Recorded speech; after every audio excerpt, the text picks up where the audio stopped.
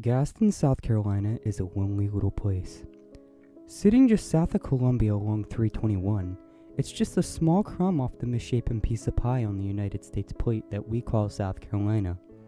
Its population has almost never gone over 2,000, and it's only 3.4 square miles across in all directions. It feels even lonelier when you come in from a place like Roanoke, Virginia. After Mom lost her job, we moved to the only place where the rest of our family resided.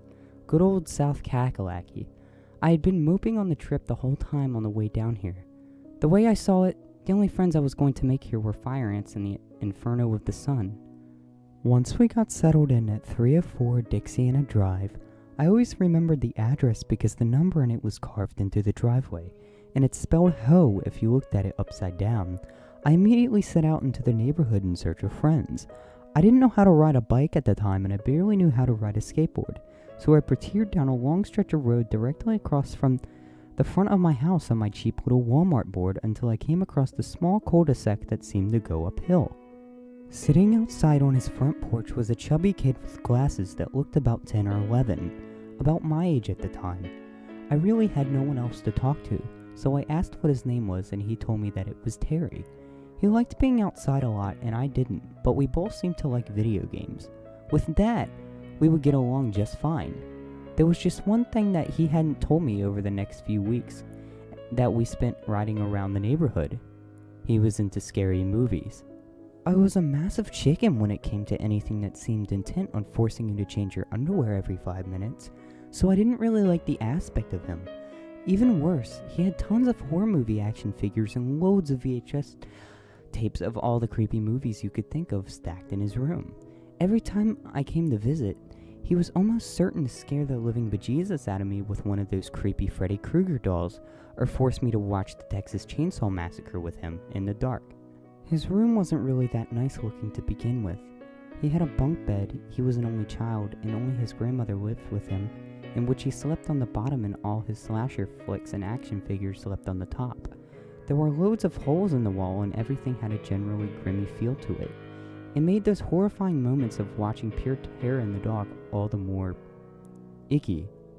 One day, when he realized that I pretty much hated any kind of horror movies he threw at me, he began telling me urban legends. Some of them were about the town as a whole, but more than not, they were about our particular neighborhood. I didn't really believe any of them. That is, until he told me about Hanging Man Hill. It was about a year after we had met each other and we were riding around the neighborhood. By this time, Terry had told me to man up, and he had eventually taught me how to ride a bike. He stopped when we were riding in front of a house we had simply entitled The Crack Shack, due to its residents being stoned out of their minds on a regular basis. He seemed to be peering out of a small pathway behind the place that went up the farther back you went.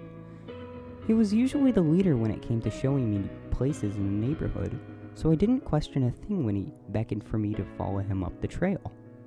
It was a pretty steep climb up the side of the hill, with plenty of sand and rocks to send anyone not being careful straight back down. It felt as though the trees were closing tighter and tighter on us until we reached the large opening at the top.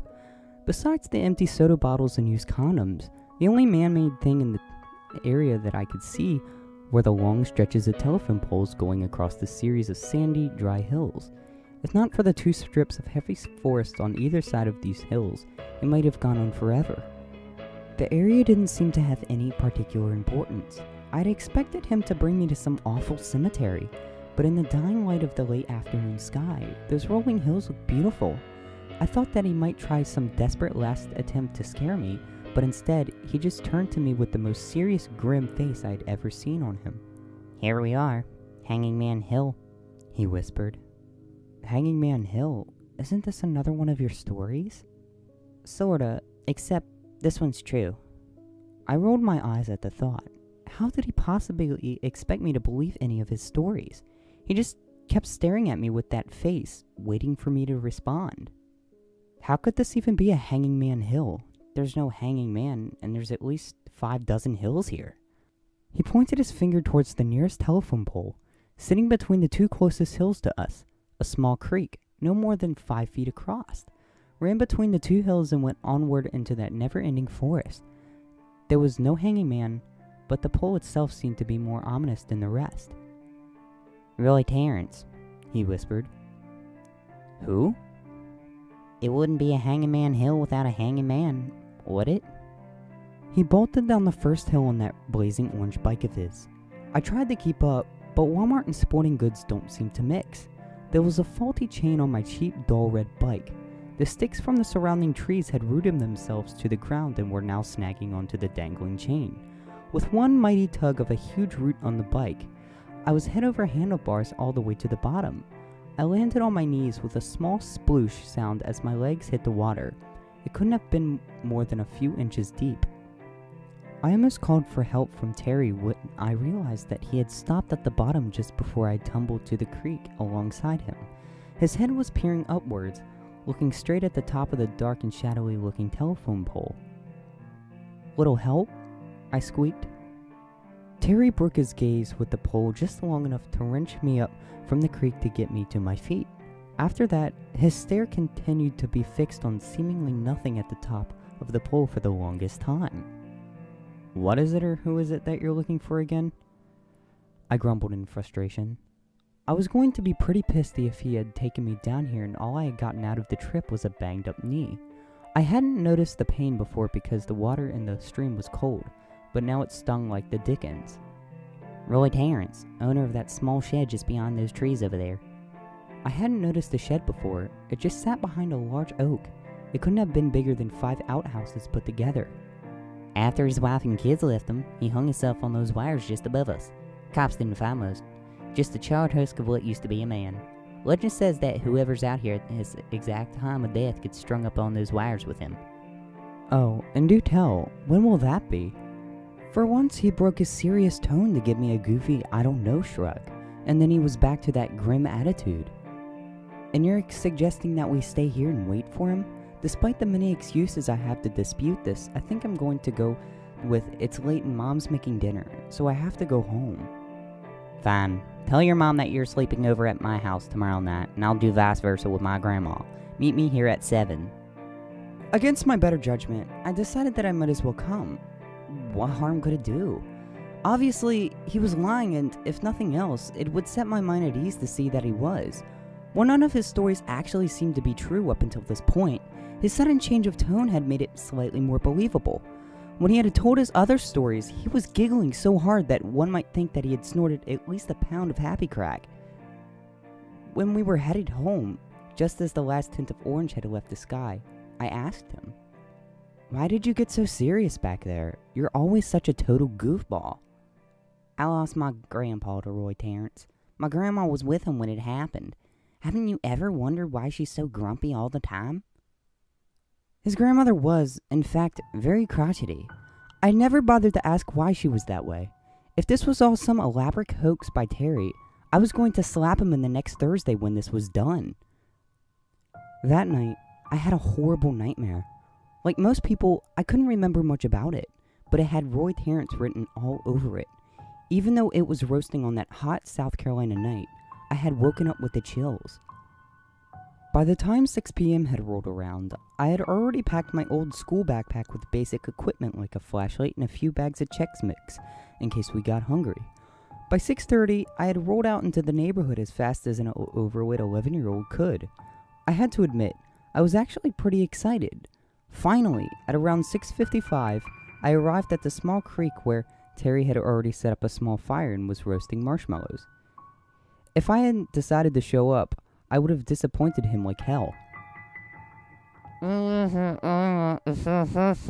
He had stuffed his face with a marshmallow.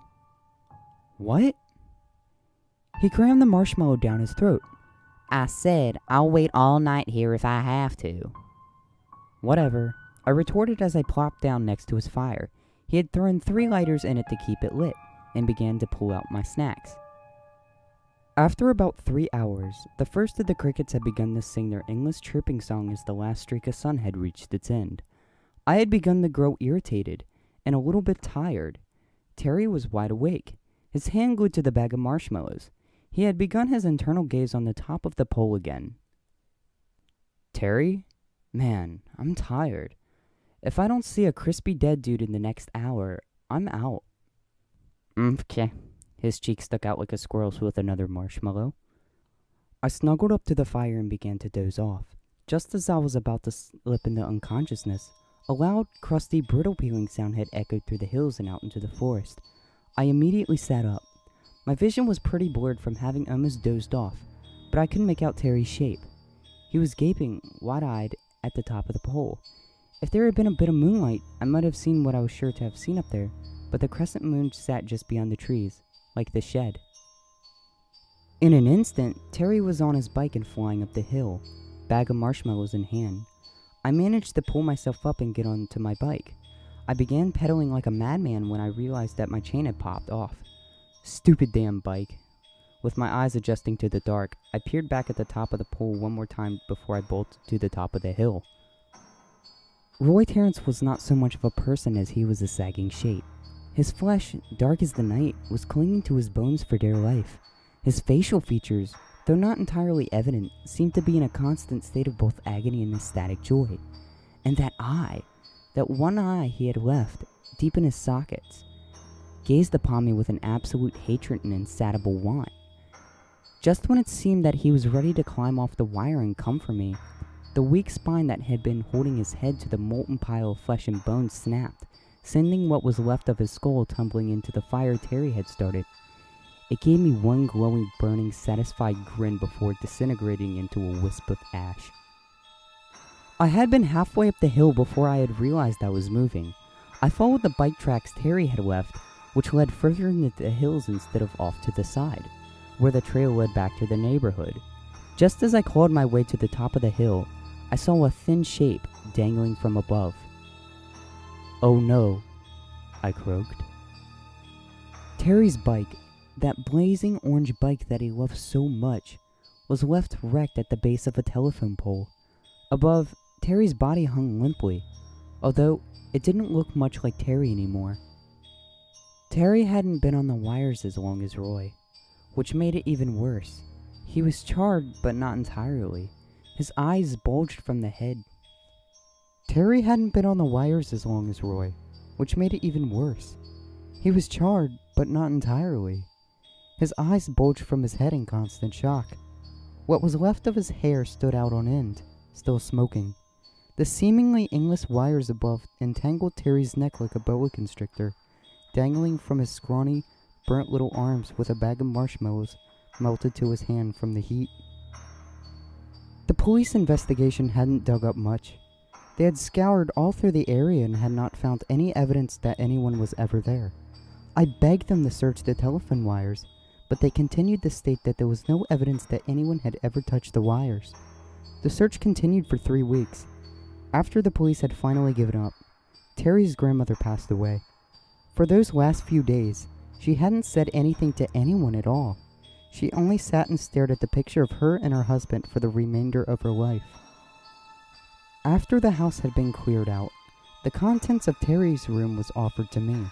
His entire collection of horror movies, action figures, and all else was donated to Goodwill. My request. I went back a few years later. We had gone to Gaston to visit with all our family for a while, and I had requested that we stop by the neighborhood. Any evidence that we had ever been there for those few fateful years ago had been swept away by the police or weather. Now, like before, there was only useless garbage and telephone poles. Just as I was getting ready to walk away, I caught a glimpse of something in the corner of my eye. I only saw a tiny bit of it before it fluttered away. It was a melted marshmallow bag.